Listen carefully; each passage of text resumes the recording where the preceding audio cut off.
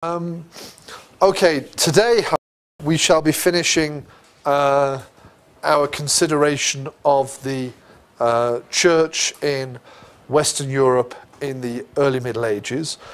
Whenever it was that the last time we met, seems like a long time ago, we kind of thought of the background to this.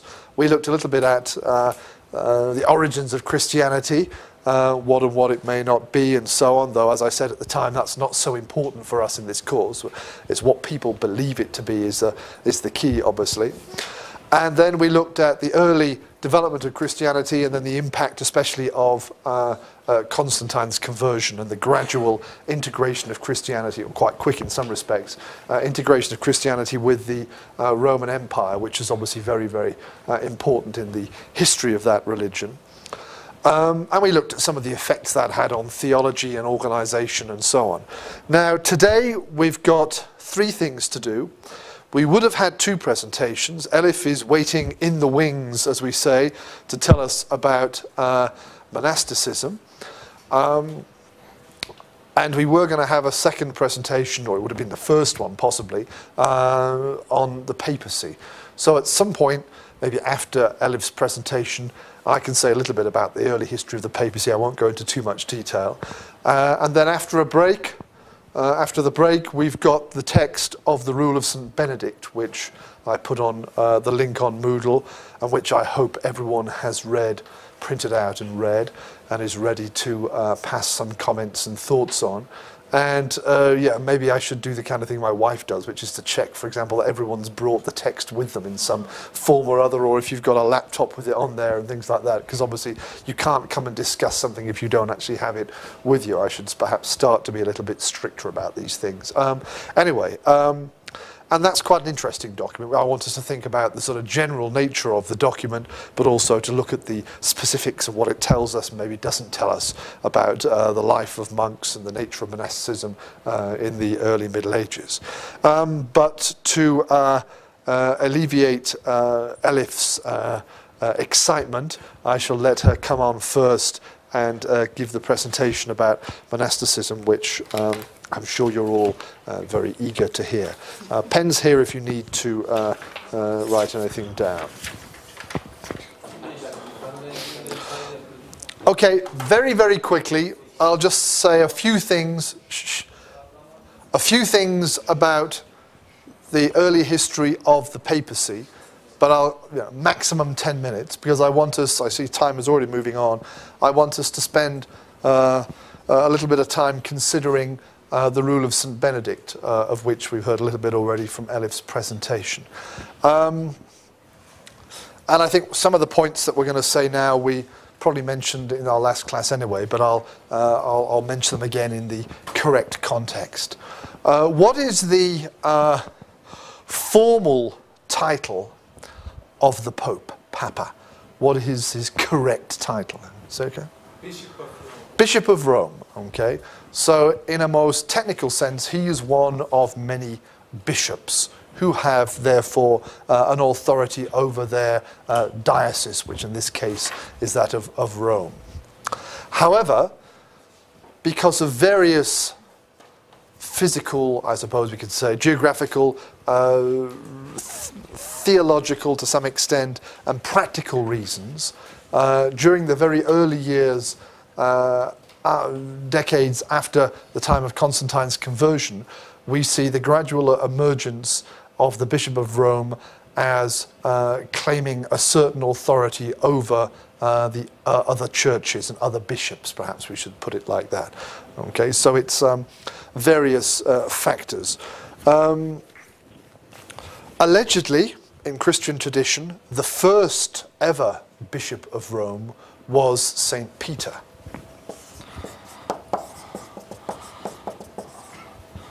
Originally called Simon. We'll come back to him in a minute. So one of the apostles, one of Jesus's followers, was supposedly the first ever sort of Christian leader in Rome. And so that's firstly very, very important. I also mentioned that I found the specific passage in the Gospel of Matthew here, mentioned last time again, okay, during a discussion between Peter And Jesus then at one point says, and I tell you that you are Peter, okay, Petros. Petros meaning rock or stone, okay, and on this rock, so there's a word play there, of course, I will build my church, and the gates of Hades, of hell, will not overcome it. And this Petrine text has been used, or was used at the time, as another way of saying not just that he was literally Bishop of Rome, but that he was the most important of the apostles, that Jesus is renaming him the Rock and saying your name is Rock, and on that rock, on that foundation, the church will stand. And that's clearly saying he is, Simon Peter is in this sense very, very important.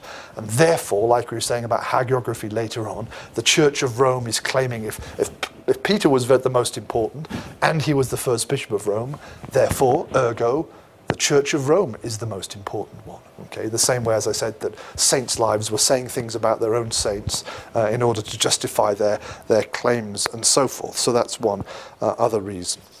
And obviously being Rome, being the old capital of the Roman Empire, okay, the Western emperors were in Ravenna and elsewhere by this point to a large extent, and we have Constantinople as well, but Rome still was a special place, and so it's special in a historical and political sense, so it's now assuming a kind of religious speciality as well. So during the kind of 100 years or so after the conversion of Constantine, and as I said before, we don't have a linear history, we don't just have the gradual spread of Christianity after that time, but gradually during that period, for various reasons, we see the Bishop of Rome claiming sometimes more effectively than other times to have a special status in theory, and sometimes therefore trying to use that status to have a more authority over the other bishops and other parts of the Western Church especially. For example, there were cases where different bishops might be arguing, and then the Bishop of Rome said, oh, well, I'll be the mediator, I'll sort it all out for you, and you'll come to me.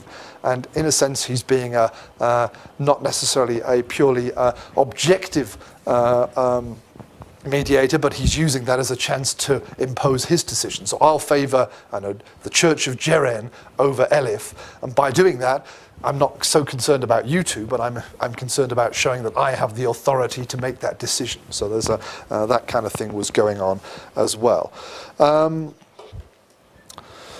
And the emperors also had some interest in Rome, obviously, and in the Bishop of Rome as an important churchman for themselves. So in the early years, the status was given to them as well. So it was a gradual thing. There's no point where you can suddenly say, suddenly the Bishop of Rome becomes the Pope, sort of super bishop or something like that. It was a gradual thing going on during the 50 to 100 years after that point for various reasons. A few guys worth mentioning who were important in these developments.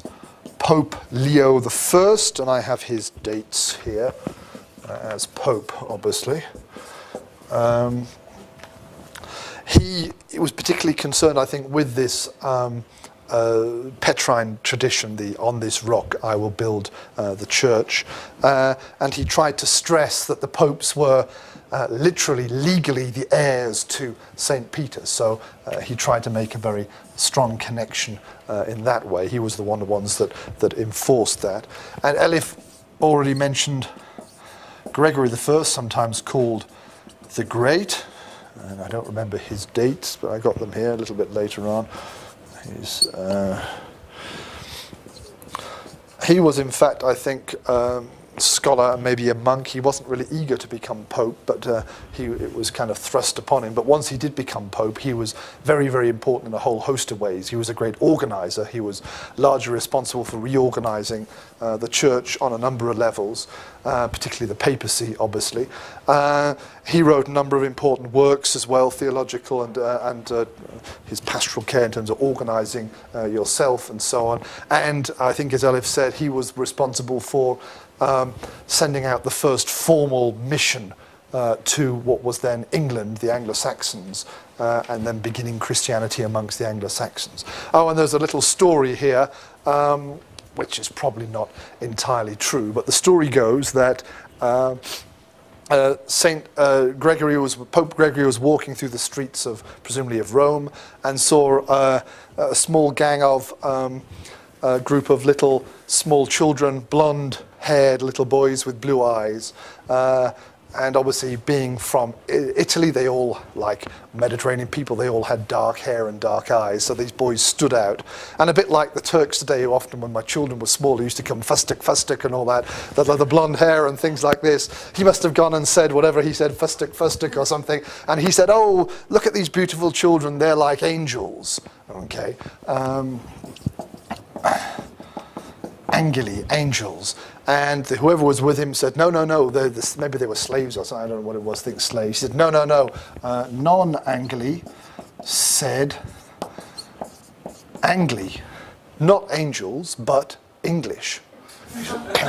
He said, so that's very, I mean, it's too good to be true, as they would say. But then he said, of course, but okay, well, and where do they live then? And they explained they lived in Britain now and so on. And he said, are they part of the church? And they said, no, they're all pagans. They haven't been Christianized. So then he said, this is terrible. And so then he launched his mission and sent the other Augustine up to Canterbury and so on. And the rest is history, as we say. But whether that's true or not, but again, another contribution from Gregory to the history of the church and to some extent monasticism there. But obviously, again, controlling and setting up and converting is controlled by the Pope there. So he's taking on assuming the authority to bring people into the church. It's not something that is done in a disorganized way. He's assuming that's his responsibility and things. And of course, by his time, things had moved along quite a lot as well. So we've got these two different sort of sides, which, as we said before, you get in most religions, the kind of formal hierarchy versus the kind of less formal, more spiritual, ascetic traditions or whatever. Here we have the formal hierarchy organized ultimately in the West, of course, you get the Pope becoming the head of that. And then parallel to that, to some extent, you have the ascetic tradition, which we've been hearing about from Elif's presentation as well. And there are overlaps and connections, as we saw here, and often they're often following rather different lines as well. Okay, so that's my kind of 10 minutes on the papacy done very quickly. So now, can you get out your texts of the Rule of St Benedict? Now, I've got an older photocopy, and it's more or less the same translation with one or two differences, so I'm going to refer to my photocopy here.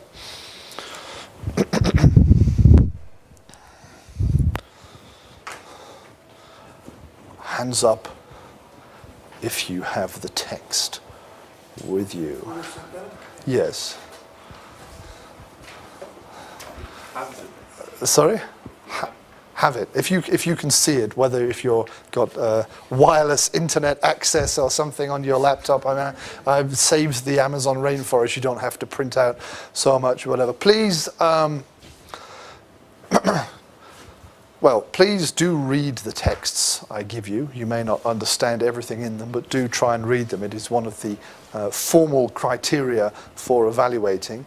And obviously, please do bring the text with you, because you can't retain 5, 6, 10 pages in your head, I don't suppose, unless you've got much better brains than me, which might be possible. So bringing the text is obviously important as well, because you'll write notes and obviously you'll be wanting to refer to those in the discussion. Okay, the Rule of St Benedict. Broadly, how can we classify this document? What kind of a text is it? Narrative, administrative? I mean, what kind of a document is this? Instruction. Instruction. Instruction, yes. More. We call it, in Latin, obviously, regulus, which gives us the English word rule. Another word for a rule? Regulations. Regulations. Okay, well, yeah, we're etymologically in the same words there. Law is another one, okay. Rules, laws, and things like that. And these documents, of which there are many, of course, from the past, rules or laws, regulations, what are they doing? What are they seeking to do in a general sense? Not specifically here, but if we're looking at a law from the ancient Near East, or a religious set of rules from the Middle Ages, or a statute from the early modern period. They're all rules, they're all laws. What are they trying to do? Establishing one central permanent system of... Okay.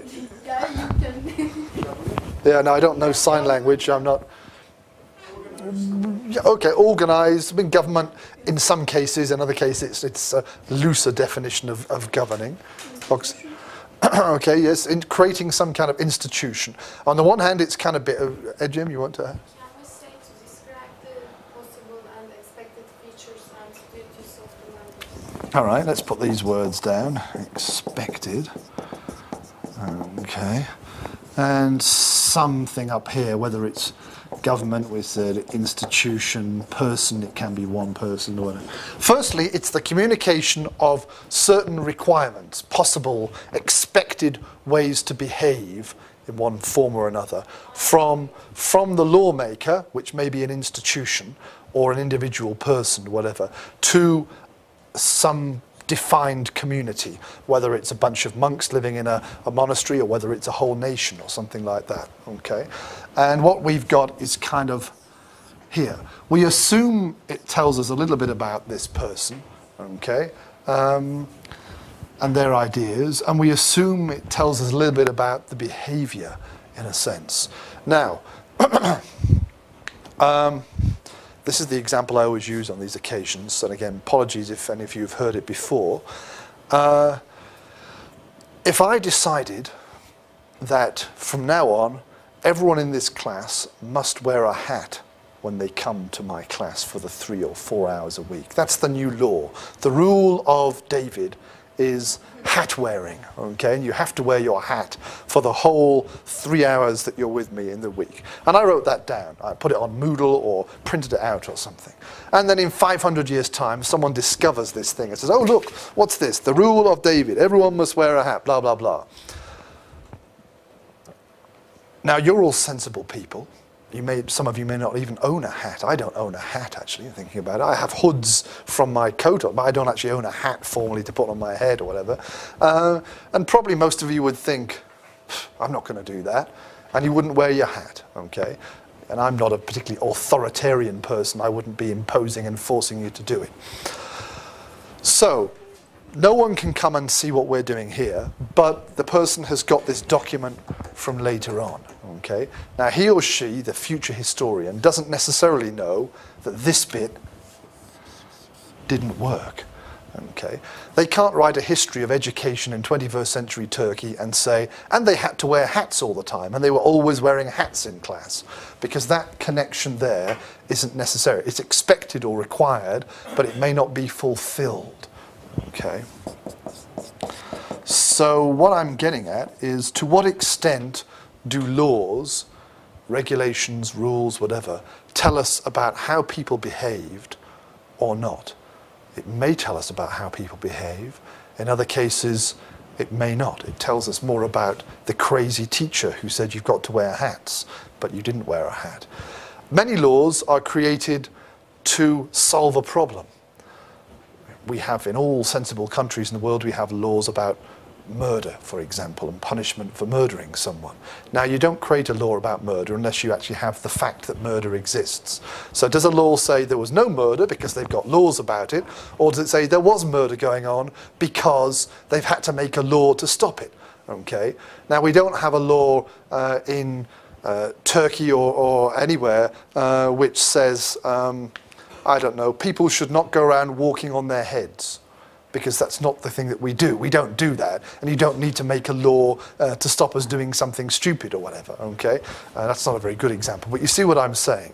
So again, the question is, does the law tell us what was actually expected, or does it tell us the behavior which is being reacted against in the law, in a sense? So when we read a law, does it tell us about what was done in the society? Does it tell us just about the crazy ideas of the lawmaker and what he or she wanted? Or does it tell us about the society, because we have to turn the medallion round and say, laws about murder mean there was murder rather than that there wasn't murder in that sense. Does that make sense? Yes?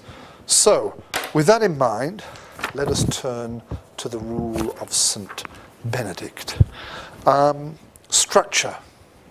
Does it have a structure, or is it just a sequence of decisions here and there and so on? Or does it have some structure which, like a good essay, a good law tract, has related topics going together? Are there any idea of a structure here which suggests that the author of this, Benedict of Nursia, was kind of thinking about what he was doing as he was writing it down? Jim? Maybe not what can I say, but we can say he firstly introduced how animals should behave and should be like, and then he explains the duties and features of the monks, so we can follow the Yeah, there is pretty much some kind of a structure. It has, well, they got here. I don't suppose it says prologue in the original manuscripts, and we've got these numberings here. They say these are what modern editors have put in. But it begins by defining monasticism and looking at the different kinds, the good kinds of monks and the bad kinds of monks, and so on, and saying, I prefer one tradition and things like that. And then I think it goes through a sequence of points. I've scribbled them down here to remind myself, but. There is a sense of focusing on organisation first, of the hierarchy with the abbot and so on, and the stress on obedience is very important, I think.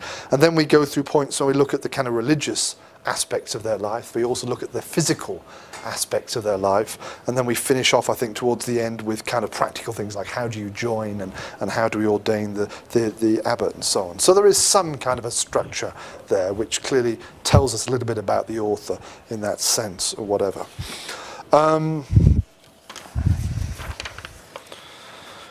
We won't necessarily spend time looking at the different kinds of monks and so on, though that's very interesting. We've covered some of that before in Elif's presentation and things like this. So let's move on to some of the later, the subsequent points, the main points here. What the abbot should be like. What's the purpose of what do we get the impression here of this? And what does the word Abba, where does the word Abba come from? Sorry? Father, Abba, like Baba, let's move the letters around or whatever. Obviously, ultimately the same kind of baby word or whatever. It's like the English word dad is probably kind of really related to dede in Turkish. It's just another word for an older man in that sense, but we've ended up having the dede one for dad, and in other traditions, Abba, Baba, Pop are all the same word for father in that sense. And I think Abba probably Syriac tradition or whatever in that sense as well. So it's the father. So the idea here is that the abbot is not just the leader, but has a fatherly kind of a role, perhaps, within the community in that sense. What do we learn about the abbot? What do we get from what the abbot should be like from this? He should teach not only with words but deeds. Okay, he should lead by example as well as by what he says in that sense. So he should be a very good monastic kind of person in that sense, yes. He's kind of responsible for salvation of those under his care. Yes, their passing of their souls to heaven and all that, their behaviour that leads to that is his responsibility. So he's not just telling them what to do, he's also should be like a father concerned for their well-being physically, but in this case spiritually as well. We should treat the monks equally. Yeah, that's quite an important point, I think, here. Everyone under his care should be treated equally. That comes out at a few points there, okay? A freeborn man shall not be preferred to one coming from servitude, okay? So whatever the background, social background of even the legal status of the people entering the community, once they're in the community, they're all equal in the eyes of God, and therefore, in a sense, in the eyes of the the abbot as well. Then we get these grades of humility coming up, 5 and 7. We're missing a few out here, concerning obedience, concerning humility, and so on. What do we get from this in terms of the monks then? So we're down to the members of the community. We looked very briefly at the abbot. The first grade of humility is obedience without delay. What does that mean? Obedience. Almost. Keep going. Just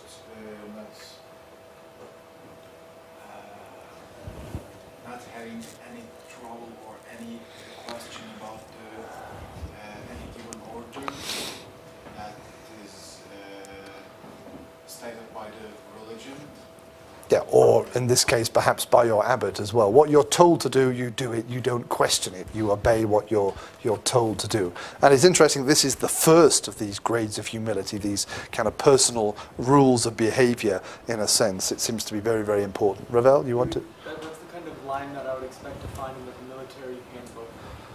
Obedience without delay. Yes. You obey your commanding officer instantly without any concern.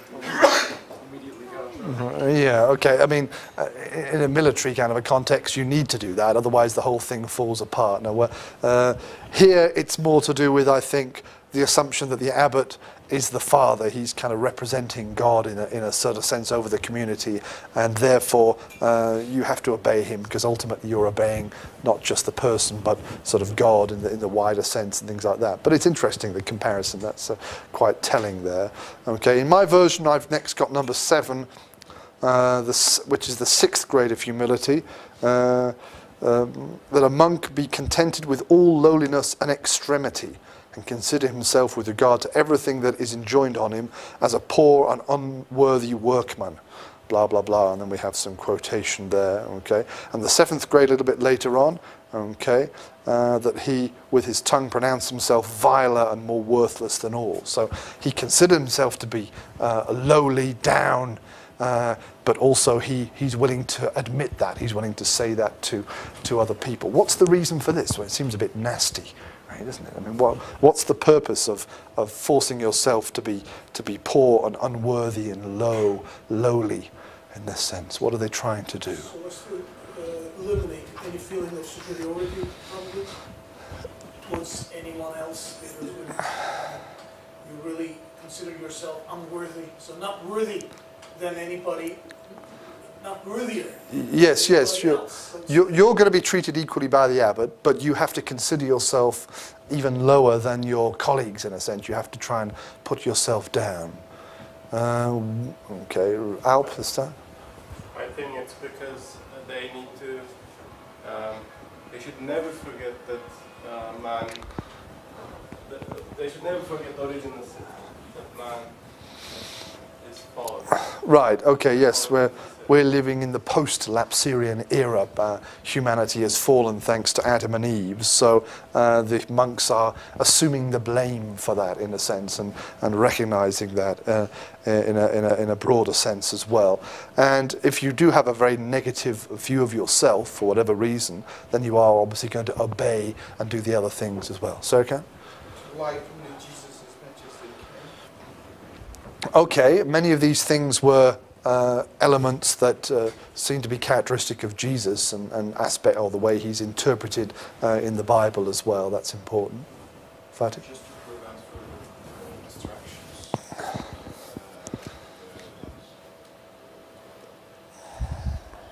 If there is an obstacle between you and your holy beliefs and other stuff, this cannot be conducted as a pure belief. So other material like fruits and other stuff, and the word that you come on yourself, these can be an obstacle between. Right, yeah, to your salvation ultimately, as we said before, in that sense. So yes, if you're giving importance, to use the Turkish phrase, to certain aspects of your life, whatever that might be. In this case, your opinion of yourself. There is a danger that you're not focusing on the right way in that sense as well. So this is interesting because these are not kind of formal rules that you can kind of impose and control, like wearing hats or something, or what food you eat, or whatever it might be. But these are sort of attitudinal things. You're saying this is the attitude you must have and you must seek to have. So they're more of a theoretical or personal underpinning for the success otherwise of the rule in itself. And then we move on to various more practical, more literal and physical aspects of the life. Okay, religious life in the monastery I've got here next written down.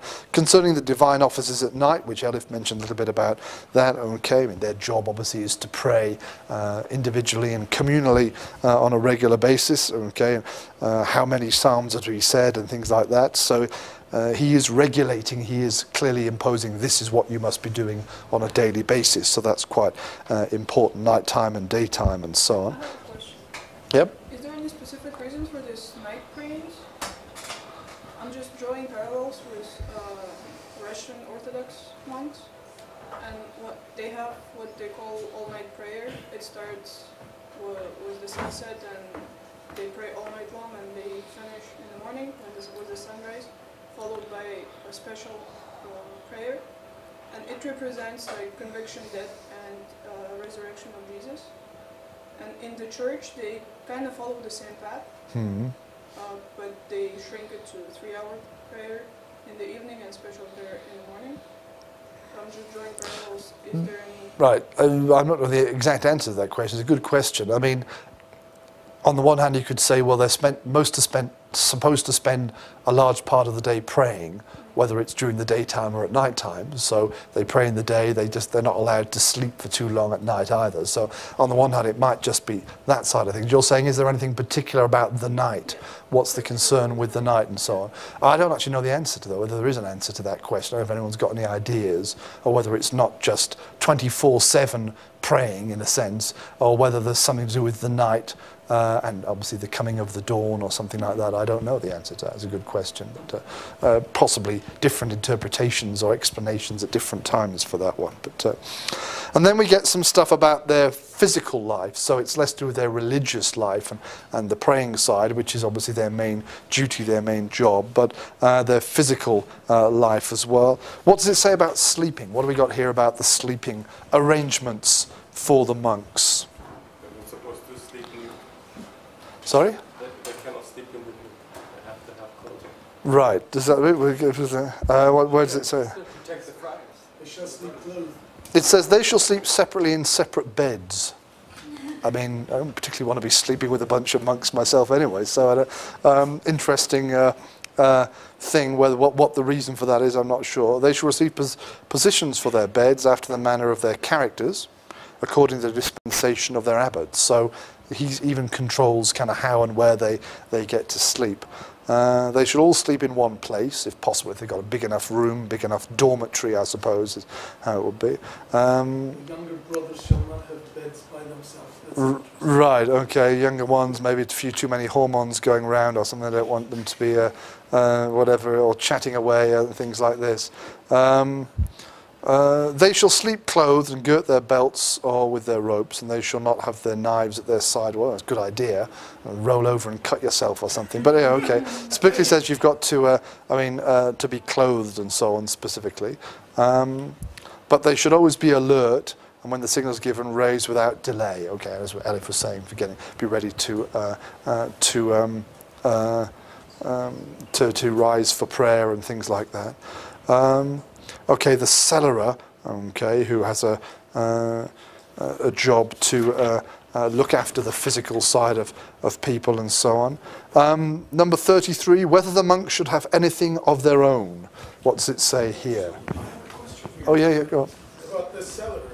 I mean, is this a person chosen from among the monks? It's not, is it, or is it? because it says, shall be elected from the congregation, who is wise, mature in character. So the congregation... There it means the monks, the monks. community, not the idea of the sort of, I am the priest and you're the congregation there. People living in the area... No, it doesn't. I'm fairly certain this is among the community. It's one of the monks who, for whatever reason, is deemed to be able to fulfill those various duties. It's a job, yeah. I don't know exactly how many jobs we can find from the Rule of St Benedict, but by the later Middle Ages, half the members of a religious community had a particular job as cellarer, as sacristan, and all these other things. So there were lots of jobs that they did. And, someone was the cook, and blah, blah, blah, and so on. And cellarer is obviously one of these very early ones that we get mentioned here. Okay, number 33, whether the monks should have anything of their own. What's the point of this? Yes, he should have absolutely not anything. Okay, neither a book, nor tablets, nor a pen, nothing at all. Okay, he's making the point here with all these nothings and nots and so on. Why? Yeah, okay. There's the attachment to things, possessions, which then splitting your concern to the material world and so on. It is not allowed to the monks to have their own bodies or wills in their own power. I find this extremely disturbing, and I think this is, no, I'm serious, it might come off as funny, but this is sick. It's very unhealthy. And I hope this hut example comes into play here. It's written here, but I hope that they did not practice it. Well, it depends what you mean by by the body here. I mean, they've already emphasized things like lowliness and especially obedience. That was the first grade of humility. So what they're really meaning is that, if I decide that Oksana has to go over there or over here, she's got to do it. She can't say, no, I think that's unreasonable. I don't want to do that. Okay, I want to control what my body does in that sense. So it's physically as well as mentally what you're doing, you should obey in that sense. So you can't even claim ultimately, well, there are some natural rights or whatever which I have, imprescriptible rights and all these other things which we get later on, and you can't take that away from. You've got absolutely no right, whether physical possessions or deciding what you do. The abbot will tell you what to do. I'm sure on a day-to-day basis it wasn't quite so totalitarian or whatever, but in certain circumstances you can't argue back and say, no, I don't want to do that or something. But yeah, I mean, it's extreme. It's extreme. What I have in mind is I think that this might be taking it to a wrong direction, something we probably don't want to talk about, but I think in the essence of this is not faith. This is easy. Obedience is easy. Faith is strengthened when you have contradictions. Okay. Well, it's not. This is denial for denial's sake. Okay. It's not denying your will, your body for this because. Yeah, I see where you're going. Yeah, I see it should come from within rather than just doing what you're told to do in a sense. But then you can still have that kind of faith and be a good Christian, but you wouldn't be joining that religious community. People who do that must be doing it for particular reasons. They have other ways of expressing their faith. You can still be a faithful Christian, but you wouldn't join that community. Now, okay, all sorts of hands coming up here, and we've only got 5 minutes to go. We're not finishing early, as I said. Elif was putting her hand up a little bit earlier, but I'll go round everyone. You shouldn't take every word literally, which is always meant by don't possess your body. I mean, it has apparently have more spiritual and metaphorical meaning in it. Well, it's all meant to go to your attitude, I suppose, or whatever, which is also what faith is, because it's a form of attitude. So, yes, it's very interesting. Now, the other guy, Ravel, then we'll go to Murat, and then Ecem. I think the reason that it's so specific about every single little aspect being controlled and giving up absolutely everything is it's all connected. If you can get in the mindset of giving up your body, giving up every possession, being a willless subject, it's a lot easier to kind of to surrender yourself to that faithful attitude, to be a vessel of Christ and to let Christ flow through you. It's about the destruction of the flesh and all of your individual desires. Yeah, and your identity there, is gone. Yeah.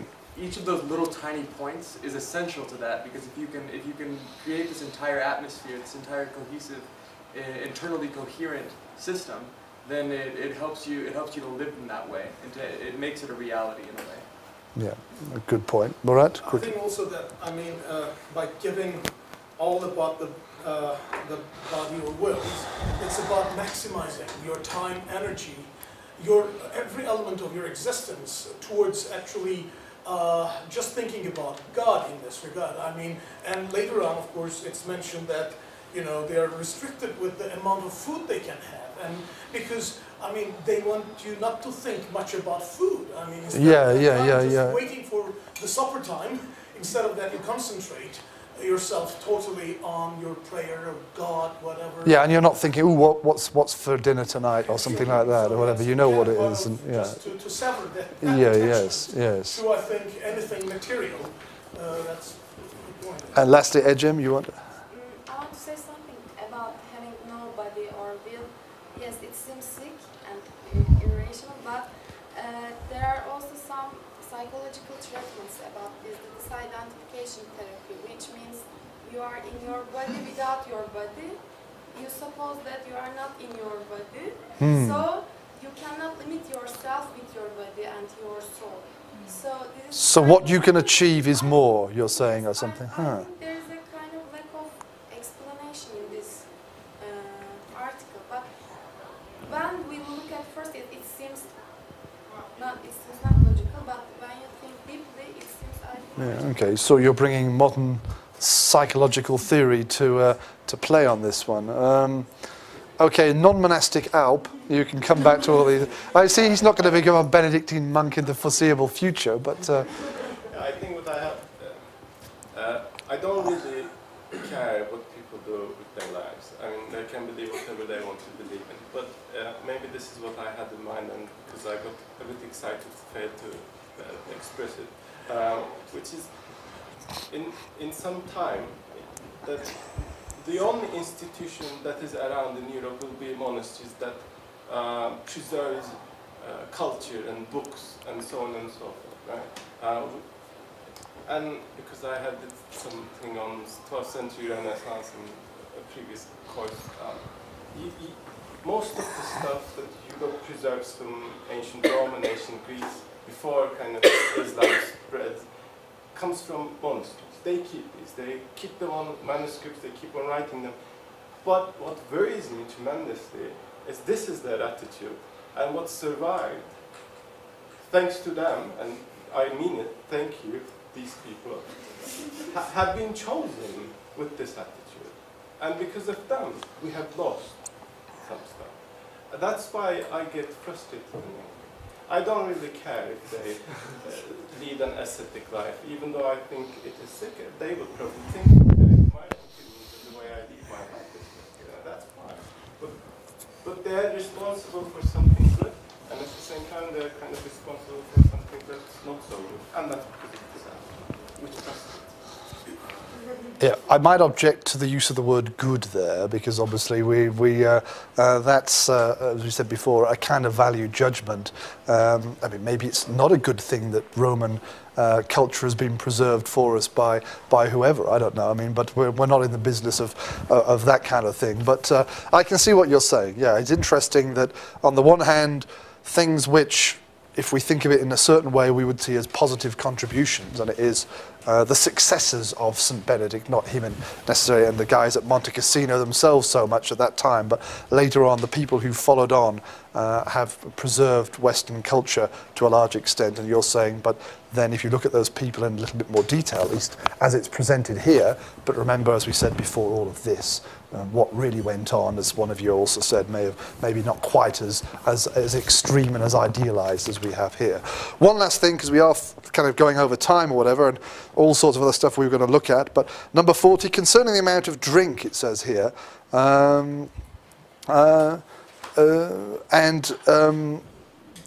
Elif mentioned about their being permitted to drink wine. That sounds pretty good, actually. You drink a wine every day.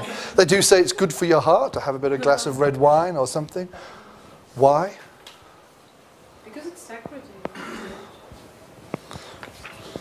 Possibly Jesus was turning water into wine according to the Gospels and so on.